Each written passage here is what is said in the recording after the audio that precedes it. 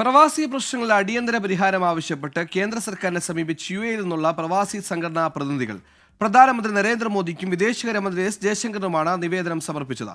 വിമാന ടിക്കറ്റ് വർധന ഉൾപ്പെടെയുള്ള വിഷയത്തിൽ ഇടപെടൽ നടത്തണമെന്നാണ് ആവശ്യം.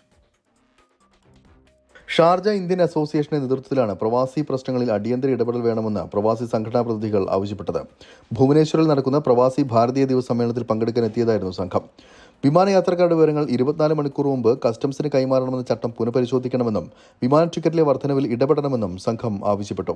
ഇതുമായി ബന്ധപ്പെട്ട് പ്രധാനമന്ത്രി നരേന്ദ്രമോദിക്കും വിദേശകാര്യമന്ത്രി എസ് ജയശങ്കറിനും സംഘടനാ പ്രതിനിധികൾ നിവേദനം സമർപ്പിച്ചു.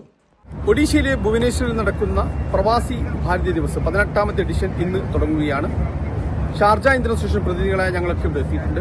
ഞങ്ങൾ അവതരിപ്പിക്കാൻ പോകുന്ന ഒരു പ്രശ്നം എന്ന് പറയുന്നത്, ഒന്ന്, ഈ കസ്റ്റംസ് സംബന്ധമായ ഇന്ത്യ ഗവൺമെന്റ് പ്ലാൻ ചെയ്യുന്ന പുതിയ കാര്യങ്ങൾ, അതിന്റെ ഡീറ്റെയിൽസ് അറിയിക്കാനും അതോടൊപ്പം അത് പ്രവാസികൾക്ക് ബുദ്ധിമുട്ടില്ലാത്ത തരത്തിൽ കാര്യങ്ങൾ ചെയ്തു തരണമെന്ന റിക്വസ്റ്റുമായിട്ടാണ്. അതിന്റെ ഒരു മെമ്മോറാണ്ടം ഞങ്ങളുടെ കയ്യിലുണ്ട്. ആ മെമ്മോറാണ്ടമായിട്ടാണ് ഞങ്ങൾ വന്നിട്ടുള്ളത്.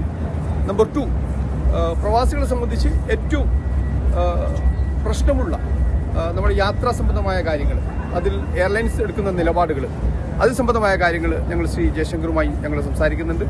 മൂന്നാമതായി, പ്രവാസികളുടെ കുട്ടികളുടെ പഠനത്തിന്റെ കാര്യത്തിലുള്ള പ്രശ്നങ്ങൾ, അത് സംബന്ധമായുള്ള വിസ സംബന്ധമായുള്ള മറ്റ് തട്ടിപ്പുകൾ, ആ തരത്തിലൊക്കെ ഞങ്ങളുടെ കയ്യിൽ മെമ്മോറാണ്ടം ഉണ്ട്. വിദേശത്ത് വെച്ച് മരിക്കുന്ന പ്രവാസികളുടെ മൃതദേഹം നാട്ടിലേക്ക് അയക്കുന്നതിന് എയർ ഇന്ത്യ വാങ്ങുന്ന ഉയർന്ന നിരക്കിൽ ഇടപെടണമെന്നും പ്രവാസികൾ നിവേദനത്തിൽ വ്യക്തമാക്കി. മൃതദേഹം കൊണ്ടുപോകുന്നതിന് എയർ അറേബ്യ 1910 ദിർഹം വാങ്ങുമ്പോൾ 3500 ദിർഹത്തോളമാണ് എയർ ഇന്ത്യ വാങ്ങുന്നത്. മൃതദേഹങ്ങൾ സൗജന്യമായി ഇന്ത്യയിലെത്തിക്കാനുള്ള നടപടി സ്വീകരിക്കണമെന്നും നിവേദനത്തിൽ സംഘം ആവശ്യപ്പെട്ടു. 24 ദുബായ്.